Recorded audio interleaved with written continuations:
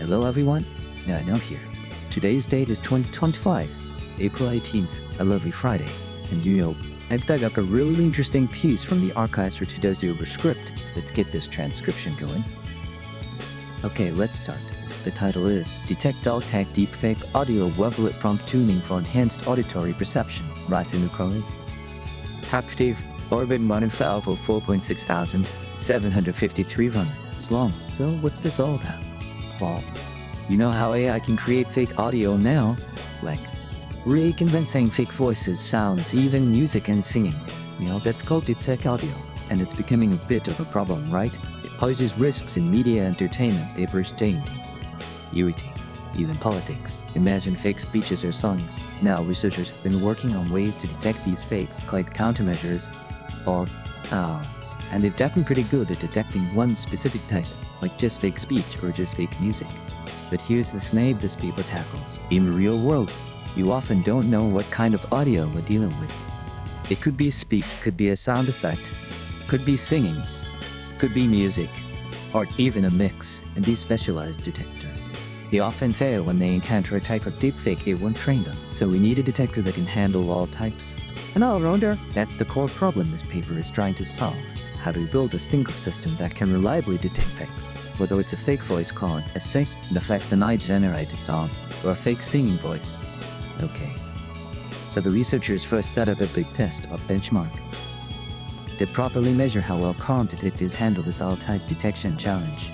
They looked at existing methods, including powerful lines, using self-supervised line, or SOL lines, like the famous Cursor model combined with something called Casuist. One common way to use these big SOL models is fine-tuning or fork, but fine-tuning needs a lot of computing power and data. Adjusting millions of parameters, which isn't always practical, so they proposed a smarter, more efficient approach. First, they introduced something called prompt tuning self-supervised learning, or arXiv. Instead of retraining the whole huge model, you just train small bits of data called dump tokens. Think of them like little hints or guides you add to the model. This way, you adapt the model for the deepfake detection task using way fewer parameters. They say it needs 458 times fewer trainable parameters than fine-tuning. That's huge, but they didn't stop there. Oh no. They realized that different audio types, speech, music, sounds have different characteristics, especially in their frequencies. Think about how different a human voice sounds compared to a drum beat or a violin. So they enhanced their prompt tuning idea. They proposed Wavelet prompt tuning, or WPSL. This is clever. They take some of those prompt tokens, and they apply a mathematical tool called a discrete Wavelet transform, or DOT. This breaks down the prompt into different frequency bands, low frequency, high frequency details. This helps the model pay better attention to the full range of frequencies, making it better at understanding different types of audio. And the really cool part? They found that what helps the model learn features that are consistent across all audio types. It finds clues about fakeness that don't depend on whether it's speech or music. Specifically, they find each type on variant prompt in a arXiv band called thing. And this work doesn't even add extra training parameters compared to the basic method. To build the ultimate hard-type detector, they trained their WPSL model using deepfakes of all four types: speech, sound, singing, and music all mixed together. The quality and the result, pretty impressive, I'd say. The best model, called WPSL pieces, performed the best overall. It achieved an average error rate, or EA, of just 3.58% across all the different tests. Lower EA is better, so that's really good. Interestingly, this WPSL method actually outperformed the standard parameter heavy fine-tune method in the tests, while being much more efficient. They even showed visualizations to snake plots, where the rep model's internal representations for real versus fake audio look similar regardless of the audio type. And like the fine-tuning model, which is still great typed separately, to really learn that tag invariant detection and applications. Let's think. 1.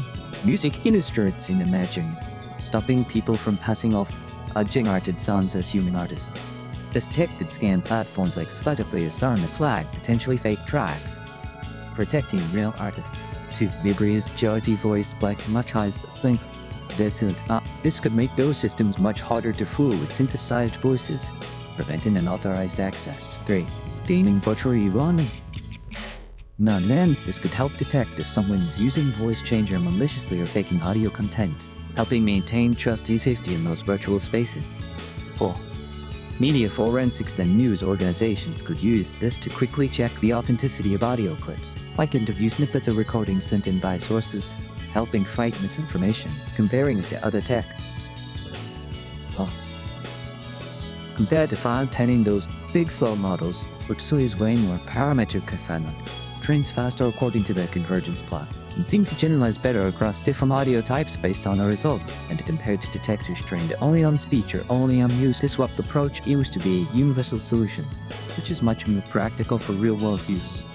So yeah, this paper introduces a really neat idea using Wavelet prompts to make A5 audio detection more efficient and crucially more universal. Being able to reliably spot fakes across speech, sound, singing, and music with one tool, that's a big step forward in keeping our digital audio world a bit more trustworthy. Okay, that wraps up the transcription notes for this one. Looks good.